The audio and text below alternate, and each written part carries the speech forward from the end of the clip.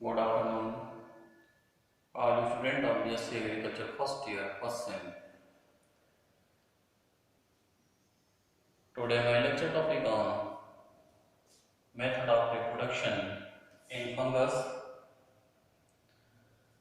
The method of reproduction in fungus is classified into three major groups: vegetative reproduction, asexual reproduction by sporulation, and the sexual reproduction. So today lecture topic on second asexual reproduction by spore.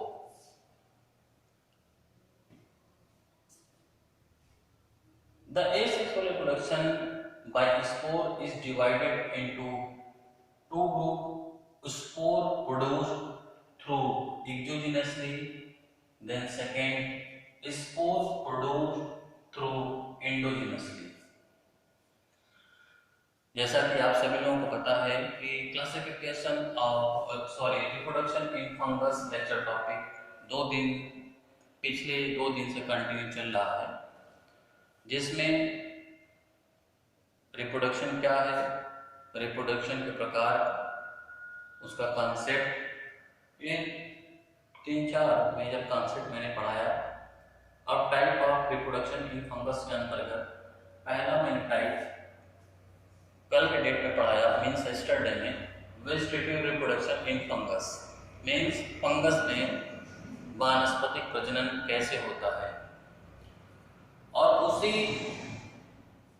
Fungus के प्रकार, reproduction के प्रकार के according आज का जो lecture topic है दूसरा asexual reproduction by spore, means अलैंगिक प्रजनन बाय बीजाणु के द्वारा कैसे होता है। तो इस तरीके से आप देखेंगे कि एसेक्सुअल रिप्रोडक्शन बाय स्पोर के अंतर्गत दो प्रकार से स्पोर बनते हैं, एक्सोजेनसली and endogenously. एक्सोजेनसली means they are directly produced without any structure and generally produced at the tip of conidiophore or mycelium. Means एक्सोजेनसली method के अंतर्गत स्पोर का फॉर्मेशन बिना कोई स्ट्रक्चर डेवलप किए कॉनिडियोफोर या माइसीलियम के ऊपर डायरेक्टली ग्रो करता है। और इसमें सबसे बेस्ट एग्जांपल है कोनिडिया।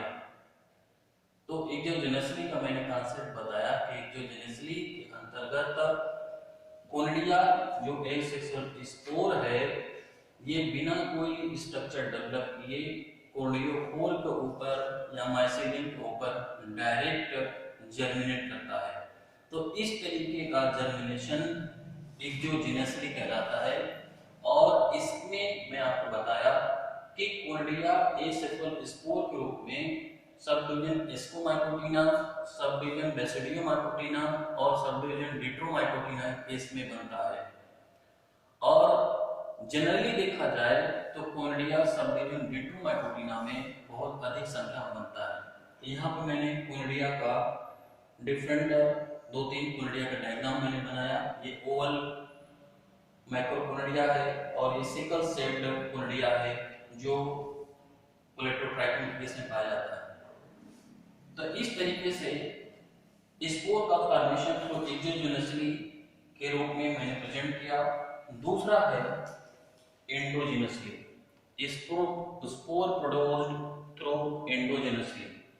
एंडोजेनसली के अंतर्गत स्पोरेंजिया बनता है। अब एंडोजेनसली होता क्या है?